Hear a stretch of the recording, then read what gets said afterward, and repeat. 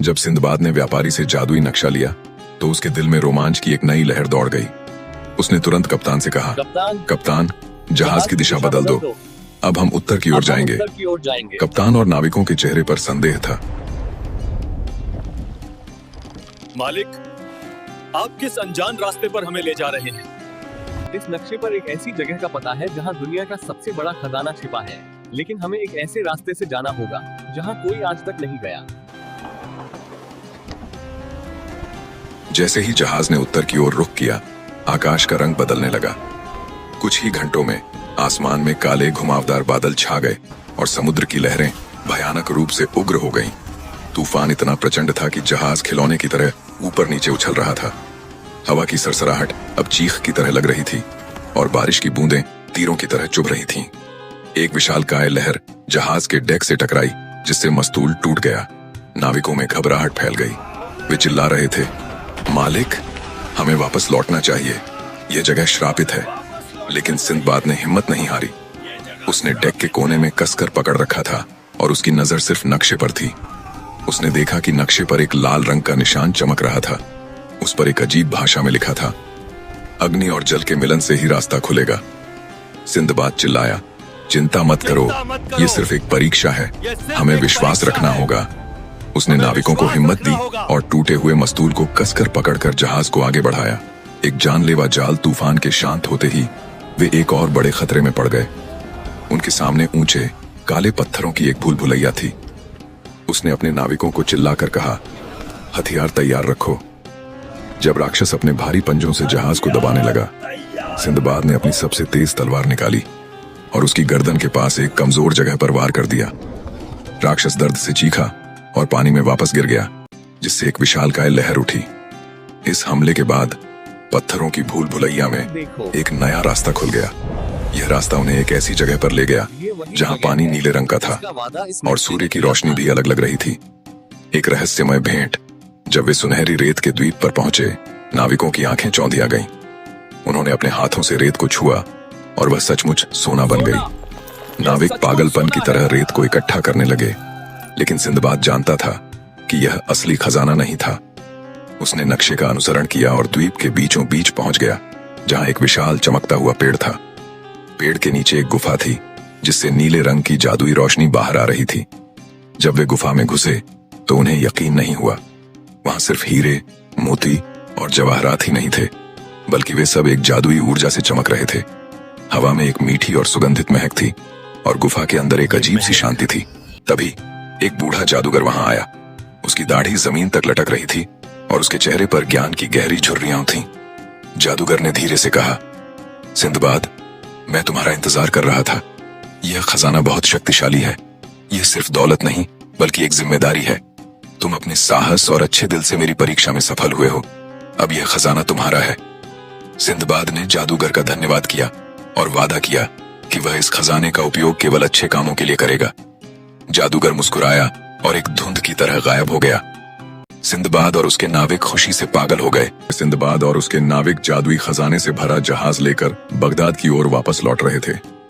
रास्ते में उनका सामना कई छोटे मोटे तूफानों से हुआ, लेकिन जादुई खजाने की शक्ति से उनका जहाज सुरक्षित रहा। सिंदबाद के मन में एक अजीब सी बेचैनी थी, जैसे कोई खतरा उसका इंतजार कर रहा हो। एक दोपहर जब वे बगदाद से कुछ ही दूरी पर थे, अचानक उनका जहाज रुक गया। पानी में कोई हलचल नहीं थी, लेकिन जहाज बिल्कुल हिल नहीं पा रहा था। तभी एक नाविक ने चिल्लाकर कहा, मालिक, चारों तरफ पानी में विशालकाय समुद्री शैवाल, समुद्री घास उगाए हैं। ये समुद्री शैवाल किसी आम घास की तरह नहीं थे।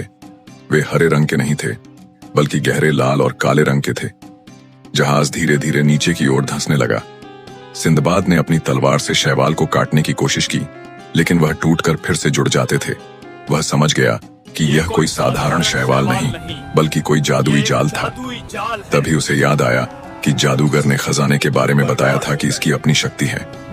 सिंदबाद ने जहाज पर रखे हुए जादुई जवाहरात में से एक छोटा सा मोती निकाला और उसे पानी में फेंक दिया।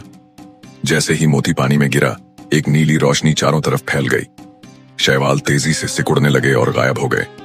जहाज फिर से चलने लगा। नाविकों ने राहत की सांस ली। खजाने का रहस्यमयी चोर आखिरकार सिंदबाद बगदाद वापस लौट आया। उसने शहर के किनारे पर अपना जहाज रोका, लेकिन खजाने की खबर किसी को नहीं दी। रात के अंधेरे में उसने कुछ भरोसेमंद लोगों के साथ खजाने को अपने महल में छिपा दिया। सिंदबाद एक बार फिर बगदाद के सबसे अमीर और शक्तिशाली व्यापारी के रूप में जाना जाने लगा। उसने अपने खजाने का उपयोग शहर के लोगों की मदद करने के लिए किया। उसने गरीबों के लिए घर बनवाए, अनाथों के लिए स्कूल खोले और व्यापारियों की मदद की। एक दिन जब सिंदबाद सो रहा था, उसके महल में एक अनजान आदमी घुस आया। उस आदमी के हाथ में एक अजीब सी घड़ी थी। वह आदमी चुपचाप उस कमरे में गया जहां सिंदबाद ने अपना खजाना छिपाया था। जैसे ही उसने उस कमरे का दरवाजा खोला, घड़ी से एक रोशनी निकली और सारे जवाहरात गायब हो गए। अगली सुबह जब सिंदबाद उठा तो उसने देखा कि खजाना गायब है। उसे यकीन नहीं हुआ। वह जानता था कि यह कोई आम चोर नहीं हो सकता। यह कोई ऐसा शख्स था जो जादू जानता था। सिंदबाद समझ गया कि वह खजाना सिर्फ दौलत नहीं बल्कि एक जिम्मेदारी भी थी जिसे उसे बचाना था। सिंदबाद ने अपने जासूसों को चोर का पता लगाने का काम दिया। जासूसों ने बताया कि शहर में एक रहस्यमयी बूढ़ा आदमी आया है जिसके पास एक जादुई घड़ी है जिससे वह चीजें गायब कर देता है। सिंदबाद ने उस आदमी का पता लगाया। वह एक अंधेरे और भयानक गली में रहता था। तुमने मेरा खजाना चुराया है, सिंदबाद ने कहा। बूढ़े आदमी ने अपनी जादुई घड़ी निकाली और मुस्कुराया। तुमने यह खजाना गलत तरीके से कमाया है। यह खजाना तुम्हारा नहीं है। यह खजाना मुझे एक जादूगर ने दिया है, सिंदबाद ने कहा। मैंने इसे अपनी मेहनत और साहस से कमाया है। बूढ़े आदमी ने कहा, यह खजाना किसी भी इंसान का नहीं है। मैं इसकी रक्षा कर रहा हूँ। अगर तुम यह खजाना पाना चाहते हो तो तुम्हें मेरी एक और परीक्षा पास करनी होगी। सिंदबाद ने स्वीकार किया। बूढ़े आदमी ने उसे एक जादुई पहेली दी और कहा कि अगर वह इसका सही जवाब दे सका तो उसे उसका खजाना वापस मिल जाएगा, और अगर वह असफल रहा तो वह सब कुछ खो देगा। अगले एपिसोड में सिंदबाद को एक जादुई पहेली सुलझानी है। क्या वह इस रहस्यमयी चुनौती को पार कर पाएगा?